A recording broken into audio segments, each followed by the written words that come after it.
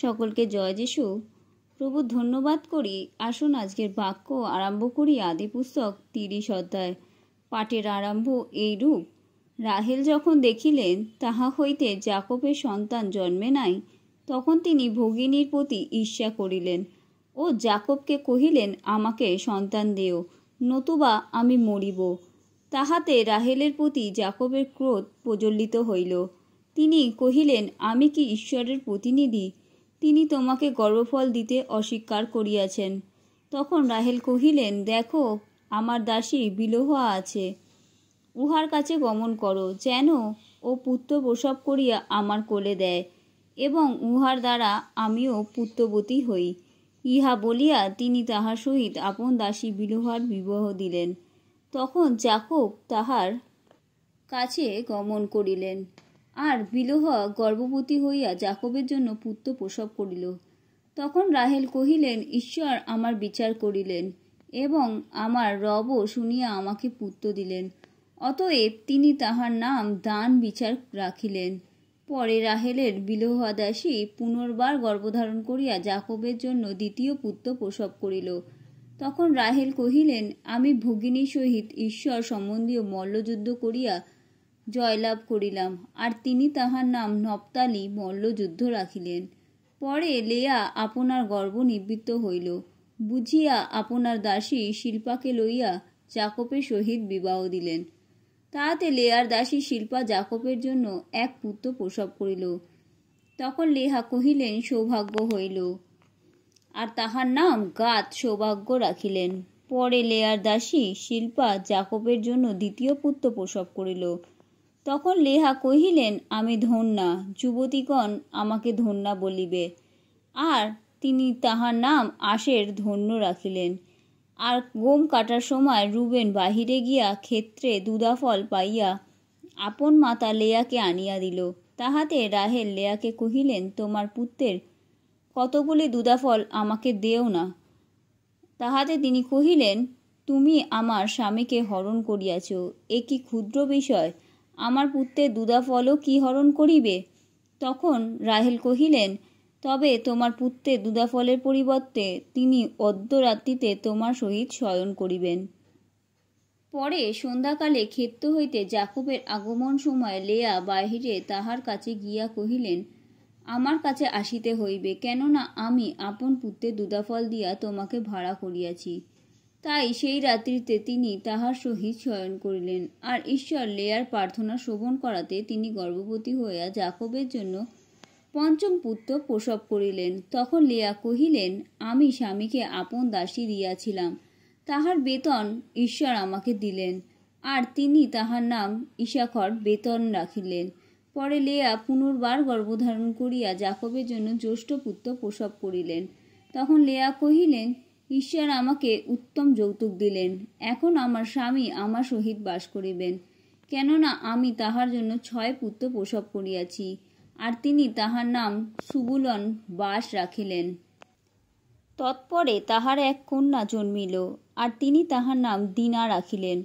আর ঈশ্বর রাহেলকে স্মরণ করিলেন। ঈশ্বর তাহার প্রার্থনা শুনিলেন, তাহার গর্ভ মুক্ত করিলেন। তখন তাহার গর্ভ হইলে তিনি পুত্র প্রসব করিয়া কহিলেন, ঈশ্বর আমার অপযশ হরণ করিয়াছেন। আর তিনি তাহার নাম যোসেফ বৃদ্ধি রাখিলেন। কহিলেন, সদাপ্রভু আমাকে আরও এক পুত্র দিয়ুন। আর রাহেলের গর্ভে যোসেফ জন্মিলে পর যাকব লাবণকে কহিলেন, আমাকে বিদায় করুন, আমি স্বস্থানে নিজ দেশে প্রস্থান করি। আমি যাহাদের জন্য আপনার দাসকর্ম করিয়াছি, আমার সেই স্ত্রীদিগকে ও সন্তানদিগকে আমার হস্তে সমর্পণ করিয়া আমাকে যাইতে দিউন, কেননা আমি যেরূপ পরিশ্রমে আপনার দাসকর্ম করিয়াছি তাহা আপনি জ্ঞাত আছেন। তখন লাবণ তাহাকে কহিলেন, আমি যদি তোমার দৃষ্টিতে অনুগ্রহ পাইয়া থাকি তবে থাকো, কেননা আমি অনুভবে জানিলাম তোমার অনুরোধে সদাপ্রভু আমাকে আশীর্বাদ করিলেন। তিনি আরও কহিলেন, তোমার বেতন স্থির করিয়া আমাকে বলো, আমি দিব। তখন যাকব তাহাকে কহিলেন, আমি যেরূপ আপনার দাসকর্ম করিয়াছি এবং আমার নিকটে আপনার যেরূপ পশুধন হইয়াছে তাহা আপনি জানেন, কেননা আমার আসিবার পূর্বে আপনার অল্প সম্পত্তি ছিল, এখন বৃদ্ধি পাইয়া প্রচুর হইয়াছে। আমার যত্নে সদাপ্রভু আপনাকে আশীর্বাদ করিয়াছেন, কিন্তু আমি নিজ পরিবারের জন্য কবে সঞ্চয় করিব? তাহাতে লাবণ কহিলেন, আমি তোমাকে কি দিব? যাকব কহিলেন, আপনি আমাকে আর কিছুই না দিয়া যদি আমার জন্য এক কর্ম করেন, তবে আমি আপনার পশুদিগকে পুনর্বার চড়াইব ও পালন করিব। অদ্য আমি আপনার সমস্ত পশুপালনের মধ্য দিয়া গমন করিব। আমি মেষদের মধ্যে বিন্দু চিহ্নিত ও চিত্তাঙ্গ ও কৃষ্ণবর্ণ সকল এবং ছাগদের মধ্যে চিত্তাঙ্গ ও বিন্দু চিহ্নিত সকলকে পৃথক করি, সেগুলো আমার বেতন হইবে। ইহার পরে যখন আপনার সম্মুখে উপস্থিত বেতনের নিমিত্ত আপনি আসিবেন, তখন আমার ধার্মিকতা আমার পক্ষে উত্তর দিবে। ফলত ছাগদের বিন্দু চিহ্নিত কি চিত্তাঙ্গ ভিন্ন ও মেষেদের মধ্যে কৃষ্ণবর্ণ ভিন্ন যাহা থাকিবে, তাহা আমার চৌর্যরূপে গণ্য হইবে। তখন লাবণ কহিলেন, দেখো, তোমার বাক্য অনুসারেই হোক। পরে তিনি সেই দিন রেখাঙ্কিত ও চিত্তাঙ্গ ছাগ সকল এবং বিন্দু চিহ্নিত ও চিত্তাঙ্গ যাহাতে যাহাতে কিঞ্চিৎ শুক্লবর্ণ ছিল, এমন ছাগি সকল এবং কৃষ্ণবর্ণ মেষ সকল পৃথক করিয়া আপন পুত্রদের হস্তে সমর্পণ করিলেন এবং আপনার ও যাকবের মধ্যে 3 দিনের পথ ব্যবধান রাখিলেন। আর যাকব লাবণের অবশিষ্ট পশুপাল চড়াইতে লাগিলেন। আর যাকব লিবনি, লুস ও আমন বৃক্ষের সরস শাখা কাটিয়া তাহার ছাল খুলিয়া কাষ্ঠের শুক্ল রেখা বাহির করিলেন। পরে যে স্থানে পশুপাল জল পানার্থে আইসে, সেই স্থানে পালের সম্মুখে নিপানের মধ্যে ওই ত্বকশূন্য রেখা বিশিষ্ট শাখা সফল রাখিতে লাগিলেন, তাহাতে জল পান করিবার সময় তাহারা গর্ভধারণ করিত। আর সেই শাখার নিকটে তাহাদের গর্ভধারণ প্রযুক্ত রেখাঙ্কিত ও বিন্দু চিহ্নিত ও চিত্তাঙ্গ বৎস জন্মিত।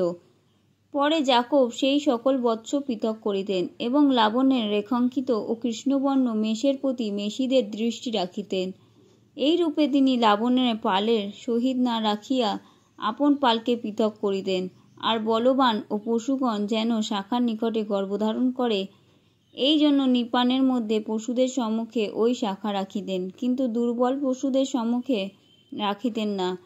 তাহাতে দুর্বল পশুগণ লাবণের ও বলবান পশুগণ যাকবের হইত। আর যাকব অতি বহিষ্ণু হইলেন এবং তাহার পশু ও দাসদাসী এবং উষ্ট ও গর্ধব যথেষ্ট হইল। আমেন।